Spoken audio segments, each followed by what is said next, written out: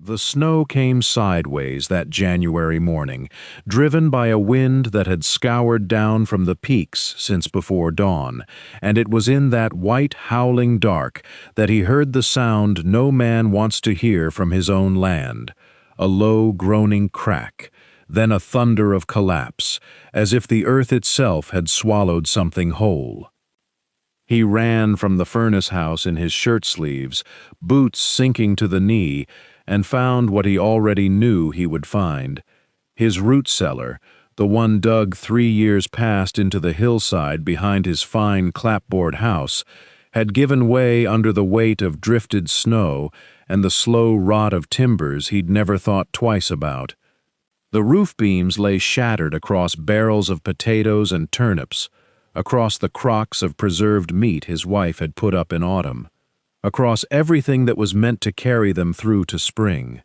Snow sifted down through the broken planking like ash falling into a grave.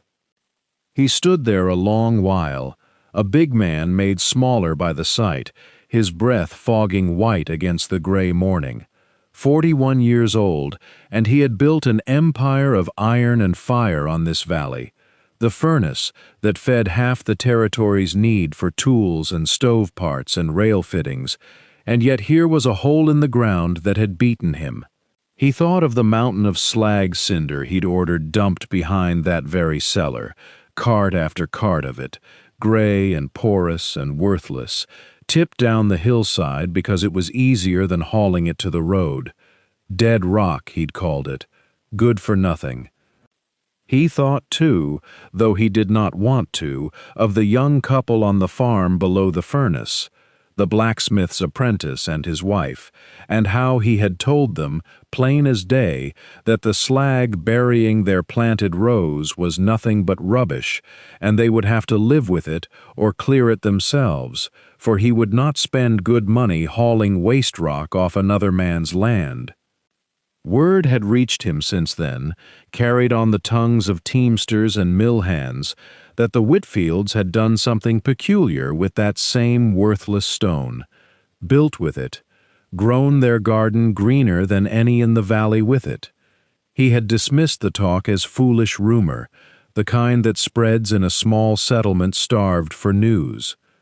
But now, standing over the ruin of his own cellar, with the wind cutting through his coat and his wife's winter stores scattered and freezing beneath broken timber, he found himself turning the notion over with less certainty than before. He looked down the slope, past the furnace stack cold and silent in the storm, toward the small farmhouse where smoke still curled steady and thin from a chimney that had not failed anyone. There was nothing for it. He pulled his collar higher, set his jaw, and began the long walk down through the snow to ask for help from the very couple he had once turned away with empty hands and a full mountain of rock he'd sworn was good for nothing at all. Late spring had come to the valley, in that year of 1883, with a gentleness that made the young couple believe, for a while, that fortune had finally turned toward them. He was 26 then, broad through the shoulders from 2 years at the forge, his hands already marked with the small burns and calluses of a trade he had not been born to, but had chosen with a stubbornness his wife found equal parts exasperating and dear. She was 23, quick-eyed and practical, raised on a Missouri farm before the war scattered her family west, and she had brought to their claim a way of reading soil and weather that he lacked and never pretended otherwise. Their cabin sat low against the hillside, a single room of hewn logs with a stone chimney he had built himself the autumn before, chinked with clay that still needed patching where the winter frost had worked it loose. Behind it stretched the garden rows she had turned that spring with a borrowed plow and more determination than the tired mule wanted to give her, rows of cabbage and turnip and new potato eyes pressed into ground that had once been good bottomland before the furnace came. Above them, unseen but never unheard, the blast furnace worked its endless hours. From first light until well past dark, the carts rumbled along the log tramway cut into the slope, wheels groaning under loads of gray cinder hauled up from the casting floor and tipped down the hillside behind the Whitfield claim, because the furnace company owned the ridge, and the ironmaster had decided, without asking anyone below, that the low ground made a convenient place to be rid of what the furnace no longer wanted. The sound had become so constant that she sometimes forgot to hear it at all, until a fresh load thundered down and sent a fine gray dust drifting over the wash line and settled soft as ash across the new green shoots pushing up from her rows. He would stand at the edge of the garden some evenings, watching the slope grow taller by the week, a slow gray tide creeping nearer the fence line, and say little, because there was little a blacksmith's apprentice could say to a furnace company that owned the mountain and the tramway, and, it seemed, the right to bury whatever lay beneath it. She would only shake her head and keep hoeing, telling him that worry never once turned a rock to soil, and that if the Lord meant for them to farm beneath a slag heap, he would show them how before he let them starve. Neither of them yet believed that the very stone piling higher above their cabin each day held anything but ruin for the small life they were struggling to build. Not until the morning Eli carried a chunk of that gray cinder into the forge, turning it over in his blackened hands with the first flicker of an idea neither of them could yet name. The wagons came again at first light, their wheels groaning under loads that seemed heavier than any before, and he stood at the fence rail counting them as they climbed the tramway toward the dumping ground above the cabin. She had risen before dawn to check the rows, kneeling in the cool dirt to press her palm flat against the soil the way her mother once taught her, feeling for the give that meant the seedlings had taken root through the night. She found it, faint but true, and called to him that the beans had come up at last, thin green threads no thicker than thread itself, brave against the gray morning. He did not answer right away. He was watching the first cart tip. It went over slow, almost gentle, a groan of iron and rope, and then the slag poured down the slope in a long gray sheet, gathering speed as it went, rock striking rock, until the whole face of the hill seemed to move as one living thing.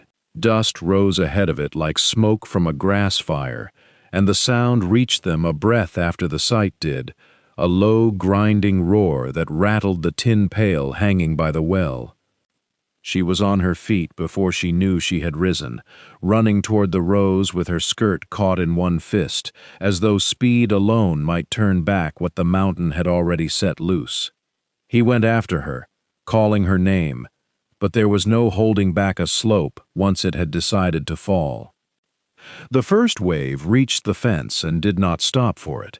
Cedar rails he had split himself, split again under the weight, snapping like kindling, and the gray tide rolled on over the fence line and into the garden proper, burying half of one row before either of them reached it.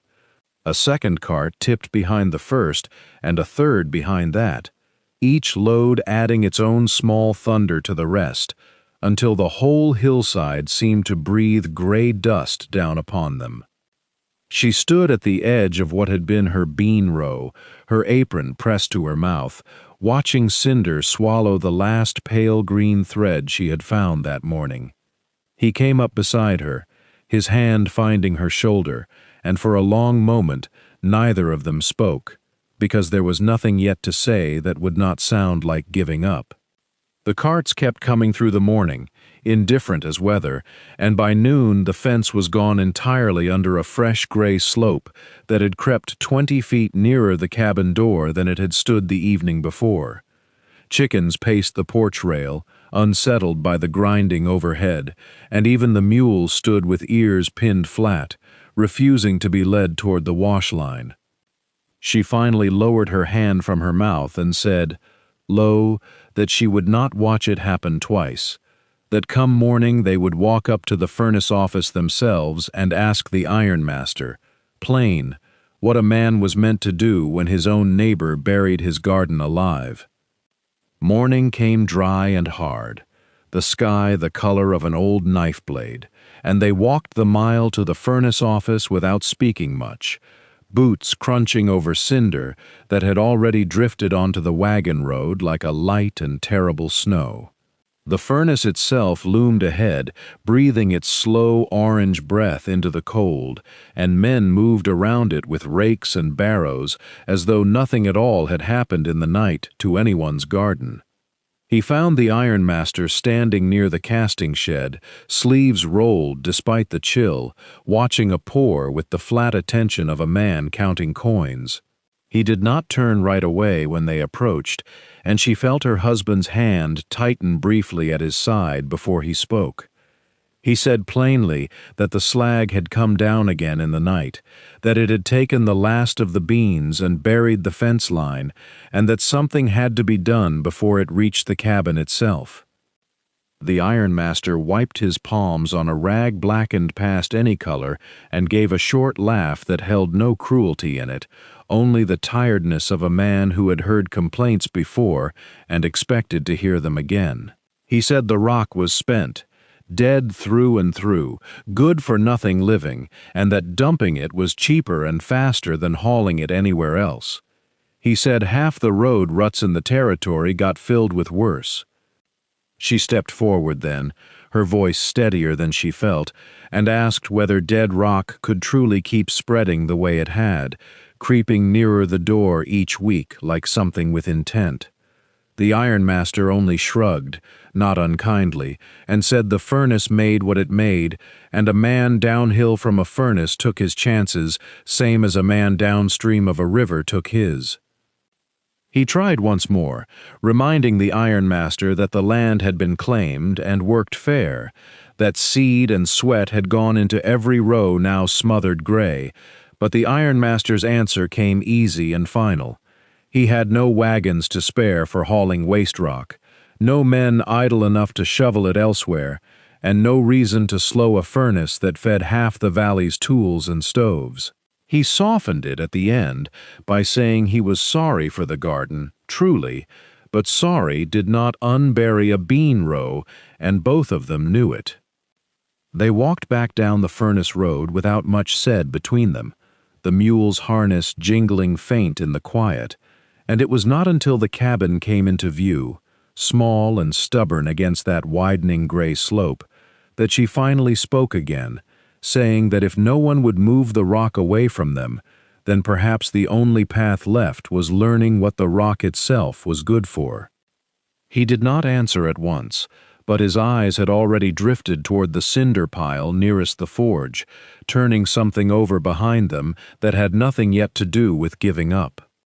The mule was unhitched and left to graze what little green remained along the fence line, and the two of them walked out into the bean rows together as the light began to fail, the sky over the western ridge gone the color of a dying coal. She knelt first, brushing at the gray dust with the flat of her hand, and where she brushed, more dust sifted down behind it, fine as ash, filling in what she cleared almost as fast as she cleared it. He crouched beside her and pulled up a bean plant whole, roots and all, and turned it over in his palm. The leaves were grayed and curling, the stem coated thick as if dipped in cold ash, and beneath the coating the plant had gone soft and yellow, drowned more than buried. Neither spoke for a while. Somewhere behind them, up the furnace road, the low, grinding rumble started again, another cart tipping its load, and though the sound was distant, it seemed to press down on the whole hillside, on the cabin, on the two of them kneeling in the ruin of what had been careful, hopeful rows only that morning. She said finally that she supposed some of it might be saved, if they dug fast enough, if they worked the clean dirt back over what wasn't smothered too deep. He didn't answer right away. He was looking past her, up toward where the gray slope had crept nearer the fence than it had been even a week before, spreading like something poured rather than piled, filling the low places first and then climbing. If they saved what they could this season, he said slowly, there would only be less garden come the cart after this one, and the cart after that. The furnace wasn't slowing. The road up there ran near a mile, and the pile behind their place kept the shortest haul of all, which was, he supposed, why it kept landing here and nowhere else. She sat back on her heels and looked at the rock itself for what felt like the first time, not as an enemy pressing on her rose, but as a thing with its own strange shape, full of holes and bubbles like bread dough left too long, lighter in her hand than any stone she'd ever lifted. She turned a chunk of it over, tapped it against another piece, and it rang thin and hollow, nothing like the dense river rock they'd cleared from the fields their first year. "It isn't like any rock I've handled," she said. He agreed. He'd noticed the same thing at the forge, sweeping cinder off the hearth some mornings, how it crumbled easy under a boot heel but didn't crumble to nothing, how it held its shape even broken small. They stayed there a while longer as the last color went out of the sky, the two of them turning fragments over in the near dark, saying little more, though something had shifted quietly between them. Not hope exactly, not yet, but the first loosening of a question neither one was ready to answer aloud. The morning after, he carried a sack of the cinder rock down to the forge before the sun had fully cleared the ridge, setting it beside his anvil like something he wasn't sure he ought to trust yet.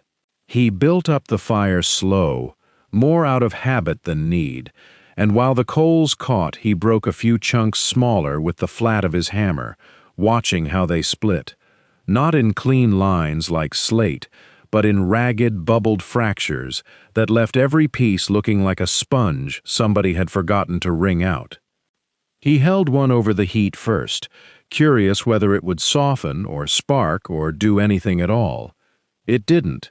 It sat there stubborn, taking color from the coals but giving nothing back, and after a while he set it aside, a little disappointed, though he couldn't have said what he'd expected. It was the water that changed his thinking. He'd dunked a handful of the smaller pieces in the trough to cool them faster, and when he fished them out, they felt different in his palm. Not soft, but somehow more willing, the way clay gets more willing after rain. He crushed a piece between two flat stones until it was near powder, and on a notion he couldn't fully explain even to himself, he mixed in a scoop of the lime he kept on hand for the well and a splash of water, stirring it in an old bucket with a stick until it turned to a gray paste, thick as porridge left too long on the stove. He poured it into a chipped tin cup, mostly to have somewhere to put it, and left it on the bench while he went back to his real work, a hinge that needed straightening, a plow point gone dull. By the time he remembered the cup, the sun had moved a good hand's width across the sky, and when he tipped it over, nothing fell out. He had to work it loose with his thumb, and what came free held the shape of the cup entire, hard along the edges, cool and solid in a way that surprised him more than it should have. He knocked it against the anvil once, not hard, just to see, and it held. He knocked it again, harder, and it chipped a corner but stayed whole, stubborn as the rock it had come from, and lighter than any stone that size had business being. He stood there, turning it over for a long while, the fire dying down behind him, unnoticed. When he finally set it on the windowsill to catch the last of the light, he found himself grinning like a boy who'd caught something rare in a creek, though he couldn't yet say what he'd caught, only that it felt like the beginning of something worth carrying home to show her before the supper fire burned low. He carried the cup across the yard with both hands, the way a boy might carry a bird's egg, and set it on the table without a word. She was stirring the beans and did not look up right away, and when she did, she wiped her palms on her apron and picked it up as if it might crumble at her touch. It did not. She turned it over twice, pressed her thumbnail into the chipped corner, and looked at him with an expression he had not seen since the morning she'd found the first green shoots pushing through the cinder-dark soil. "It's lighter than the wood bucket we haul water in," she said, and he laughed, because that was exactly what he had thought, standing at the forge with the sun sliding past him unnoticed. They did not sleep much that night, not from worry but from the kind of restlessness that comes when an idea has taken hold and will not let a person rest until it has been tried again, bigger. By first light, they were down at the cinder pile with the wheelbarrow and two wooden forms he had knocked together from scrap plank, each one the rough size and shape of a hearthstone. She mixed the lime and water in the old washtub while he shoveled in the crushed cinder, and between them they found the proportion by feel more than measure. A little more lime when the mixture crumbled at the edges, a little more cinder when it ran too loose and slow. What struck them both, working side by side in the cold morning air, was how willingly the stuff took to being shaped.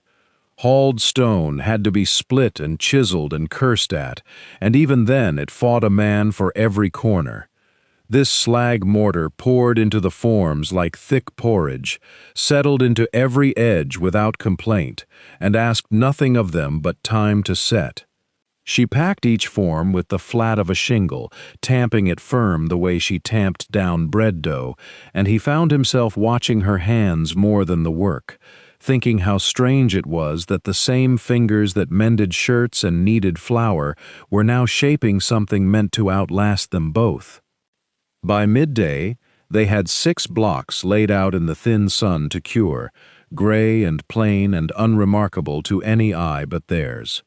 She stood back, hands on her hips, and said what he had been circling around saying himself, that 6 blocks proved nothing but curiosity, but 6 blocks laid one atop another might prove something worth showing.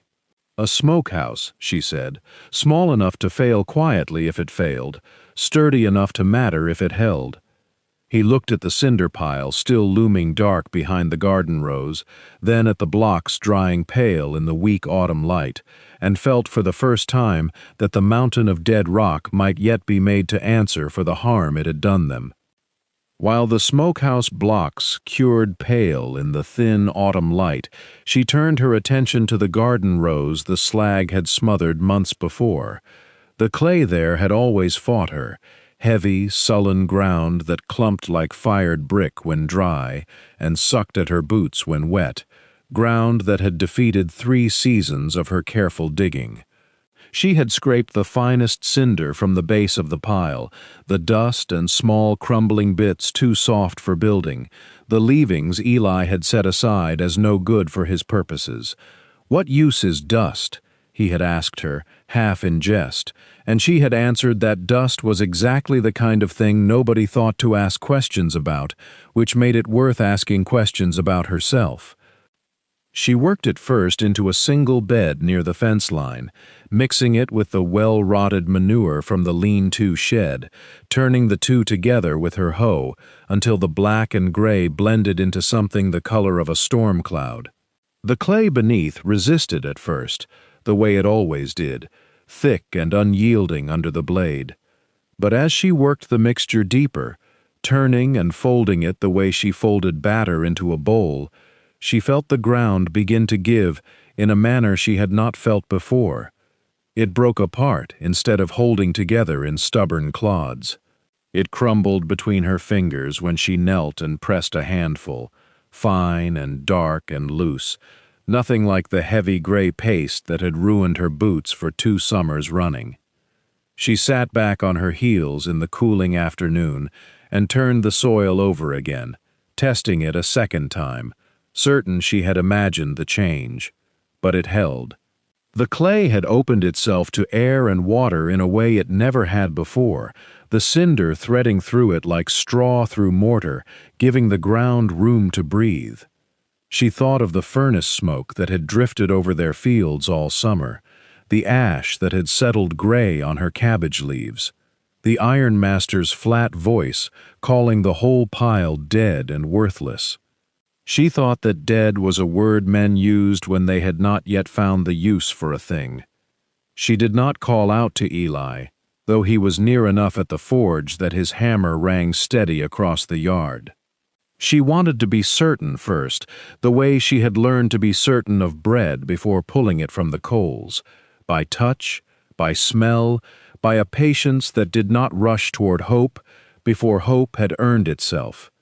She marked the bed with a stick driven at each corner, resolving to watch it through a week of weather before she said a word to anyone. But already she was turning over in her mind how much of the fine dust remained at the base of the pile, and whether it would stretch far enough to answer for the whole garden, and what her husband would say when she told him that his slag had proven itself twice over in a single day, first as stone and now as something closer to bread for the earth itself. By the time the cabbage bed had proven itself through a full week of weather, the couple had already begun stacking the first course of blocks for the smokehouse. He mixed the lime and water in an old washtub, turning it with a hoe until it took on the color of thin cream, and she carried the cured blocks 2 at a time in her apron, setting them along the chalk line he had snapped against the packed earth. The wall rose slower than either of them liked, but steadier than either had expected, each block lighter in the hand than a fieldstone, yet holding firm once the mortar set between courses. Neighbors found reasons to pass along the road that summer who had never found such reasons before. A widow driving her mule cart to the mill would slow at the fence to study the gray walls climbing square and true from what everyone in the valley knew to be dead rock. A boy sent to fetch a plow blade lingered near the smokehouse door, running his thumb along the pitted face of a block as though expecting it to crumble at his touch. It did not crumble. It held the shape his father's split rails never had, straight-edged and patient under the sun. The work went on in the hours between chores, sometimes only an hour at dusk when the animals were fed, and the light still hung gold over the ridge.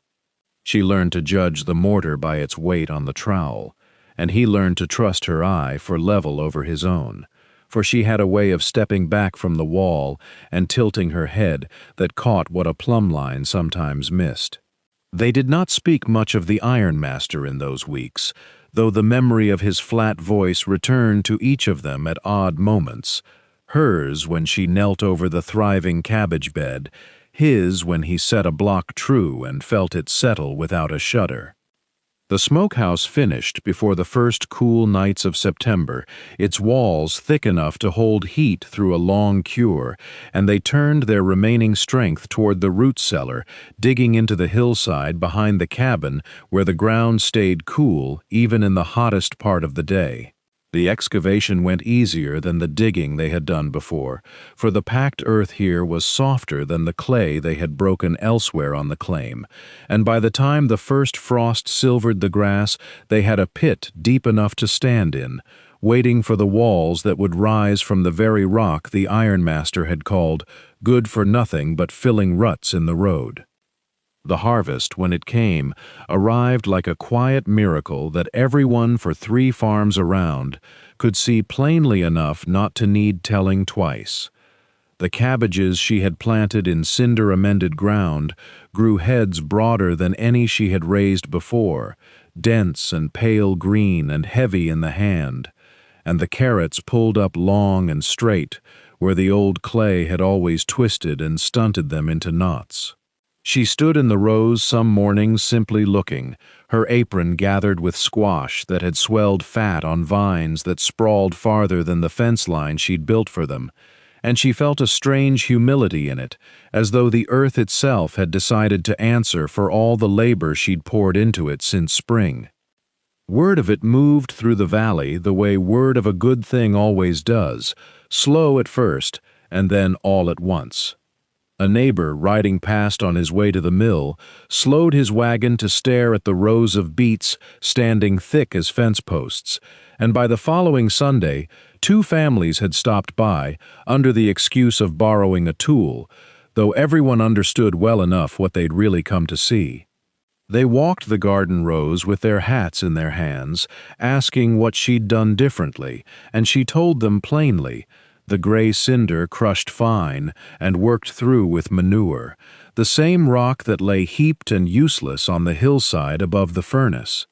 Some looked doubtful, remembering the ironmaster's own words about the slag being fit for nothing, but the proof stood rooted in the dark soil in front of them, and doubt has a hard time holding against a full basket of turnips.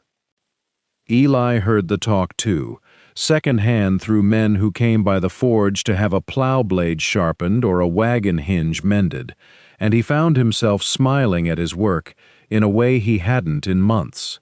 He did not say much about it, only nodded when someone mentioned the smokehouse rising strong and square from cinder block, or the root cellar taking shape in the hillside behind the cabin, its walls climbing steady under his and Cora's hands. But in the quiet of the evening, when the two of them sat by the fire with their supper of the very vegetables the ground had given up, he reached over and took her hand, and neither of them needed to say what they were both thinking, that the rock the ironmaster had dumped like a curse on their land had turned, through patience and stubborn hope, into the very thing feeding them through the coming winter. Winter settled over the valley with a weight that made the old-timers speak of it in low voices, comparing it to the hard years before the war. Snow came in November and did not relent, piling against the fences until the rails vanished and the cattle had to be dug free each morning. Eli kept the forge burning through the worst of it, for men still needed their tools mended and their sled runners repaired, but he came home each evening with frost in his beard and a tiredness that Cora met with hot broth and a warm hearth. The root cellar held firm through it all, its cinder block walls thick enough to keep the frost from the potatoes and turnips stacked within, and the smokehouse stood square against the drifting snow, its low roof shedding the weight the way Eli had planned when he mixed the lime with the crushed slag. Cora would go out some mornings just to lay a hand against the gray stone and feel how solid it was, how it did not shift or crack the way she had feared through that first uncertain autumn. It was near the middle of January when the snow lay deepest and the sky hung low and gray for days on end. That word came down from the furnace works. A boy on a mule, half frozen, brought the news to the forge, the ironmaster's own root cellar, dug the old way into the hillside behind his fine house, had given way in the night under the crushing load of drift and ice. The timbers had splintered, the earth had slumped, and the shelves of preserved meat and stored vegetables that were meant to see his household through to spring lay buried and ruined beneath a fallen roof. Eli heard it standing at his anvil, hammer still in hand, and felt something turn over slow in his chest, not triumph, though a lesser man might have allowed himself a moment of it, but something closer to recognition, as though the shape of the winter had been leading toward this all along. He thought of the man's voice that first spring, calling the slag dead rock, good for nothing but filling ruts in the road, and he thought of the walls rising steady behind his own cabin from that very rock. He set down the hammer and walked home through the drifted snow to tell Cora, and found her already at the window, watching the gray sky, as though she too had felt the turning of something long overdue arriving at their door. The knock came near dusk, 3 slow raps that seemed to weigh more than the man delivering them. Cora opened the door and found him standing, hat in hand, his fine coat dusted with snow, his face stripped of the certainty it had worn all spring. He did not wait to be invited before he spoke, the words coming out plain and unpracticed, as though he had rehearsed them the whole walk over and lost them anyway. He said his cellar was gone. He said his wife had wept over the ruined stores, and that he had stood in the collapsed pit that morning with lantern in hand, staring at splintered timber and slumped earth, and had thought of nothing but the gray blocks rising square and solid behind the Whitfield cabin. He asked, plain as a man could ask anything, whether they might build him a new one. Cinder block, he said, if they'd have him. Eli did not answer quick. He let the silence sit a moment, not out of pride, but because the moment deserved weighing. Then he asked what the man would trade, not out of hardness, but because a fair bargain was worth more than a favor given cheap. They settled it standing in the cold doorway, labor and knowledge from the Whitfields, and in return, first pull on furnace scrap and coal going forward. Cinder hauled free whenever they wanted it, no more dumped without asking.